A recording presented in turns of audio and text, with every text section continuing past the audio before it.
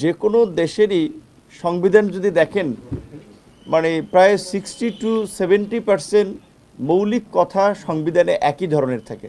এখন ধরেন আমরা যদি এই সংবিধানটাকে কবর দিয়ে ছুঁড়ে ফেলে একটা সংবিধান লিখি, সেখানেও কিন্তু বেসিক কথাগুলো ইভেন আপনি যদি লিখতে দেন যাকে অলরেডি সম্ভবত 2-3টি খসড়া সংবিধান মানে বিভিন্ন ব্যক্তি এবং সংগঠনের উদ্যোগে বাজারে এসেছে বা আপনাদের সামনে ডকুমেন্ট আছে, দেখবেন যে প্রায় 70% ডকুমেন্টস একেবারে সেম। তো সেই ক্ষেত্রে আমি মনে করি সংবিধান তো আর 72-এর সংবিধান এখন নাই, ওই সংবিধান এ পর্যন্ত 17 বার সংশোধন করা হয়েছে। কাজে এটা 72-এর সংবিধান কিংবা 84-র সংবিধান, 91-এর সংবিধান, 11-র সংবিধান এইভাবে বোধহয় বলার সুযোগ নাই।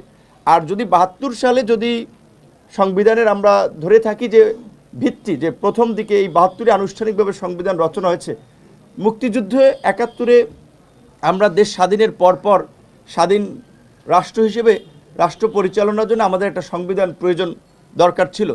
সেক্ষেত্রে সেই মুক্তিযুদ্ধের পরের সংবিধানকে তো আমরা অস্বীকার করতে পারবো না, মুক্তিযুদ্ধকে তো আমরা অস্বীকার করতে পারবো না। একটা জাতি জীবনে একবারই স্বাধীন হয়, 71-কে অস্বীকার করার কোনো উপায় নেই। আর 24 কিংবা 18 কিংবা 90 এর সাথে কিন্তু 71-এর তুলনা হয় না। 71-এ আমাদের জন্ম হয়েছে, পরবর্তী ধাপগুলো আমাদের বিকাশের পথ। কাজেই সেই ক্ষেত্রে 71-এর সাথে কোনো কিছুর তুলনা করা চলে না। সংবিধানের সংশোধনের বেশ কিছু প্রয়োজনীয়তা আমরা উপলব্ধি করেছি, রাজনৈতিক দলগুলো আলাপ আলোচনা করে তাদের মতামত সংবিধান সংস্কার কমিটির কাছে দিয়েছে। আশা করি সেটা একটা বাস্তবায়ন আমরা দেখতে পাবো।